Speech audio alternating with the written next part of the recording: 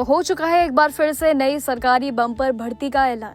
जी हां, मणिपुर लोक सेवा आयोग ने हायर एजुकेशन डिपार्टमेंट में असिस्टेंट प्रोफेसर की नई सरकारी बम्पर भर्ती का ऑफिशियली अनाउंसमेंट कर दिया है।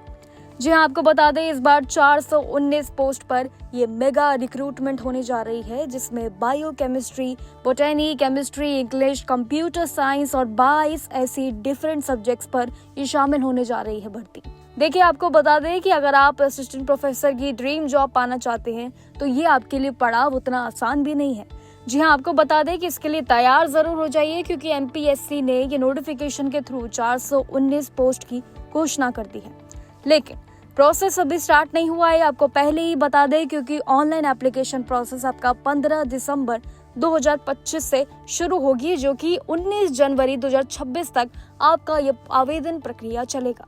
यानी कि सीधा मतलब है कि आपके लिए नोटिफिकेशन का अनाउंसमेंट आ चुका है और आपकी तैयारी करने का एक नया पड़ाव भी। जी हाँ, 15 दिसंबर से ये प्रक्रिया शुरू होने जा रही है।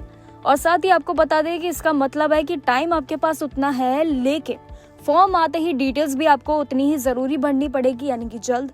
लेकिन चलिए एक बार समझ लेते हैं सबसे पहले डिटेल्स को स्टेप बाय स्टेप, यानी कि कहाँ पर आपको ध्यान देना और क्या नई प्रक्रिया आपके लिए इस साल आ चुकी है। चलिए अब समझते हैं स्टेप वाइज पूरी प्रक्रिया को, सैलरी से लेकर डिटेल्स और एलिजिबिलिटी तक, कि क्या आपके लिए नया है और कैसे आपको आवेदन करना है। देखिए, एमपीएससी ने असिस्टेंट प्रोफेसर की ये टोटल 419 पोस्ट का बम्पर भर्ती का ऐलान कर दिया है। अप्लाई करने की लास्ट तारीख की बात करें तो 19 जनवरी 2026 आपके लिए सेट कर दी गई है। हालांकि टाइम रहते ही ये आगे भी जरूर बढ़ सकती है। अभी सिर्फ इसकी घोषणा की गई है, लेकिन समय रहते ही जैसे ही आपका प्रोसेस शुरू होगा, हो सकता है आगे इसकी प्रक्रिया भी उतनी ही आगे बढ़ जाए। लेकिन आपको ये बता दें एलिजिबिलिटी पर कि आपके पास मास्टर्स डिग्री में मिनिमम आपके 55% मार्क्स होने चाहिए, और साथ ही एनईटी, एसएलईटी और एसईटी एग्जाम भी क्वालिफाई अगर आपने किया हो तो बेहद शानदार आपके लिए मौका है। या फिर आपके लिए दूसरा ऑप्शन भी जरूर है, यानी कि आप पीएचडी अगर होल्डर है तो वो भी आपके लिए चलेगा। अब आते हैं एज लिमिट पर।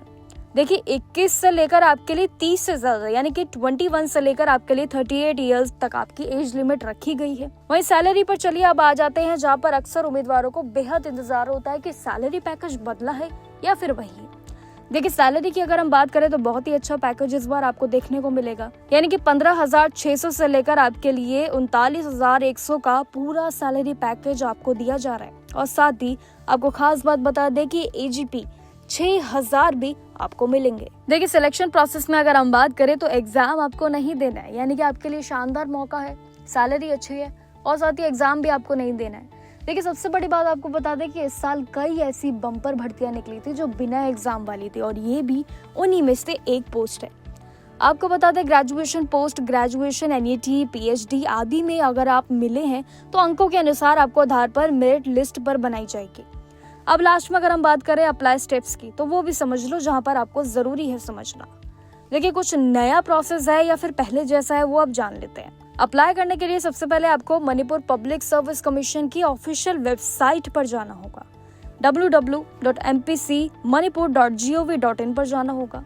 वहां लॉगिन कीजिए, रजिस्टर सेक्शन में जाइए, बेसिक डिटेल से रजिस्ट्रेशन प्रोसेस को कंप्लीट भी कर लीजिए। उसके बाद रजिस्ट्रेशन नंबर को क्रिएट करिए और फिर लॉगिन करिए। और सबसे जरूरी आपको देखिए कहाँ ध्यान देना है कि पर्सनल एजुकेशन डिटेल्स सही तरीके से ही भरिएगा।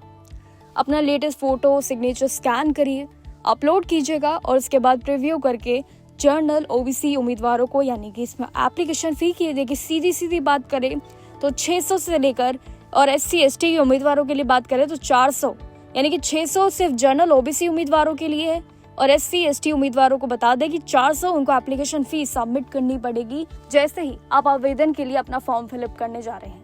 देखिए, फॉर्म फिलअप का तरीका बेशक थोड़ा नया जरूर है, बेशक कुछ चीजें पुरानी ही है, लेकिन अप्लाई करने के साथ साथ आपको ध्यान देना है कि आपको कहाँ पे अपना ध्यान सबसे ज्यादा फोकसिंग पॉइंट रखना है।